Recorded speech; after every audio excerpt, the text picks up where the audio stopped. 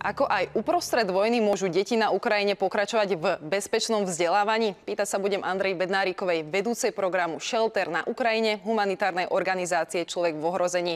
Tá sa okrem iného podieľa na opravách školských krytov v Poltavskej oblasti. Pekný podvečer, pani Bednáriková. Prečo je tá situácia v Poltavskej oblasti z pohľadu bezpečnosti detí taká kritická?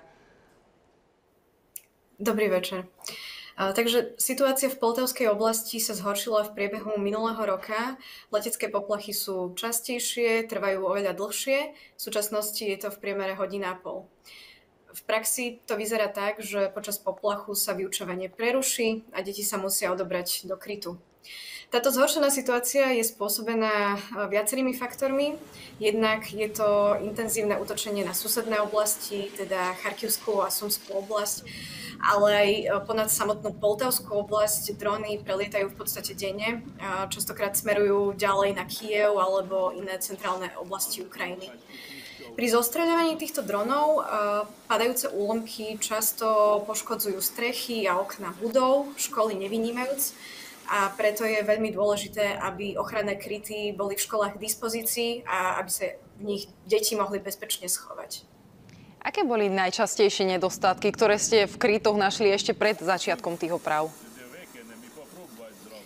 Veľmi častým a zároveň závažným nedostatkom z hľadiska bezpečnosti detí je chýbajúca alebo nefunkčná ventilácia. No a celkovo tie kryty sú v zlom stave. Veľakrát chýbajú toalety, či už splachovacie, alebo aspoň biotoalety. Je tam zlý prístup do krytov, nie sú zabezpečené z hľadiska zimy, zateká do nich. No a v mnohých školách chýba aj adekvátne vybavenie. To znamená, že sa používa všetko, čo je po ruke. Používajú sa staré vyradené stoličky, ale videli sme už napríklad deti sedieť aj na vyradených mestských lavičkách. Ako vyzerá celkovo ten proces mapovania potrieb a výberu škôl, ktorým poskytnete podporu?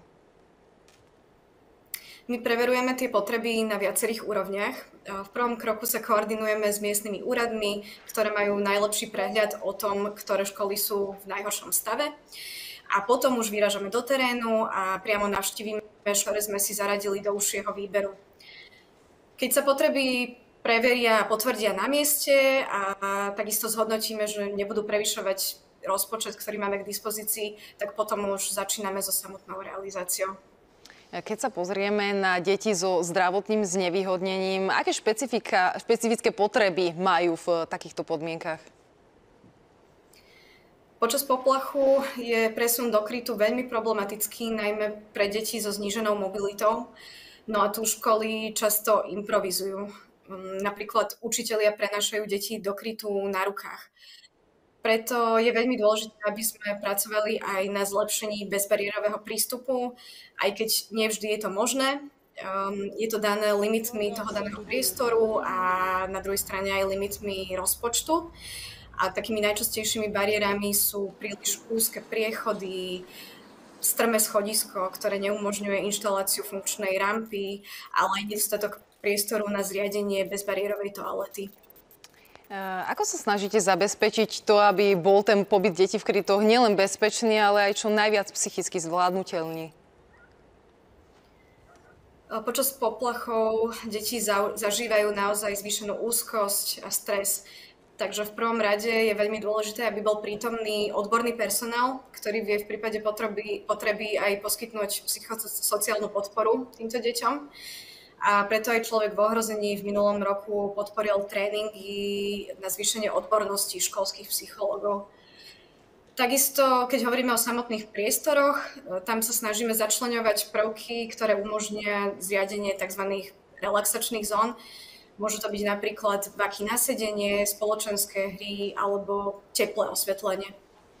Stretávate sa aj s reakciami od rodičov alebo učiteľov po obnove krytov?